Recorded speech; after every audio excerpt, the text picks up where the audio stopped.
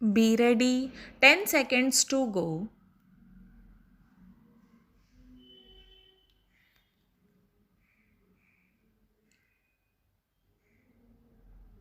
Start. I have felt that the approach to these questions has been marred by strong language, by direct or indirect reapproaches, and by the running down of this group or that. Consideration of these problems is not helped in the slightest by any province or community being run down and by any other part of the country considering itself more capable, more courageous, more independent, or more nationalistic. We are all here as members chosen by some constituency or other in India. Naturally, we are interested in that constituency. But I submit that we are much more. I am not here merely as member for the eastern part of Allahabad district. I consider a member of parliament to be a member for India. We are not members of some local municipality or district to consider the interests only of our area and forget the rest of India. We have to consider every question in relation to the whole country. As Prime Minister of India, I have to think in terms of India. I may make a mistake as all of us make mistakes. But our bona fides must not be called into question. I submit that when we begin to challenge one another's bona fides, then any discussion and consideration of a problem and merits become difficult. Some honorable members say it is all very well. Your intentions may be very good, but where have you landed us with your good intentions? It is perfectly true that we have landed ourselves in a bit of a mess. I admit it and I admit my responsibility for it because, as Prime Minister and otherwise also, I am at least partly responsible for it. I do not wish to run away from it. It sometimes happens that in trying to avoid one difficulty, we land in another.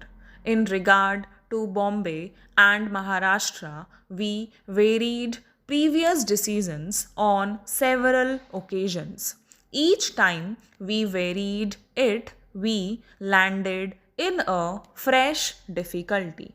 We did it at the suggestion of some respected colleagues of ours, and then they themselves wanted something else. Ultimately, we landed ourselves in this difficulty that any attempt to change it resulted in probably a worse situation than the first one.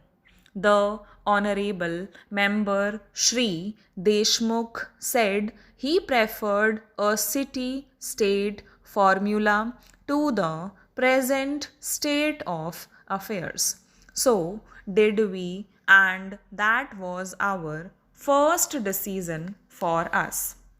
Honorable member will remember that on one occasion he told us not only on his behalf but responsibly and authoritatively on behalf of others too that we should adopt the city state formula. We adopted it, although we had come to some other conclusion because we were anxious and eager to please. But not 48 hours had passed when we were told, no, go back upon that, we won't approve that. We went back upon it, and so we shifted about in our anxiety to arrive at some decision which carried the largest measure of agreement and consent. The honorable member referred to what he called two crucial decisions which were taken without consultation. I am in a difficulty about this matter because I am really, totally, and absolutely unable to follow him. I do not know where he gets his facts from. I consulted my papers, our cabinet records, and everything. There are two decisions I leave out for the moment the statement that I made in Bombay. The first decision was taken, I may say, absolutely and emphatically with the consultation of everybody and my colleagues in the whole cabinet. I have no doubt about it. Finally, this bill itself was placed before the cabinet. The bill, after all, contains the decision on Bombay, and it was the cabinet that adopted it before it came to this house. That is the usual procedure. I do not understand how anyone can say, unless he is forgetting all this, that this decision was adopted without consultation. There has been more consultation on this than on any other subject that I have known of since I became Prime Minister.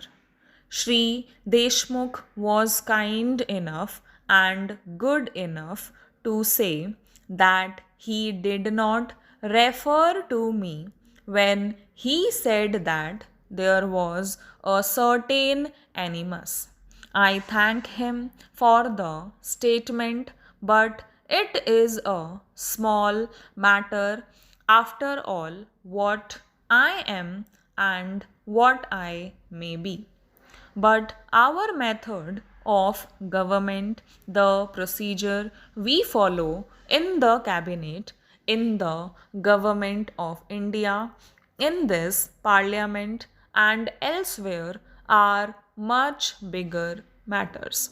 Are we following wrong procedures?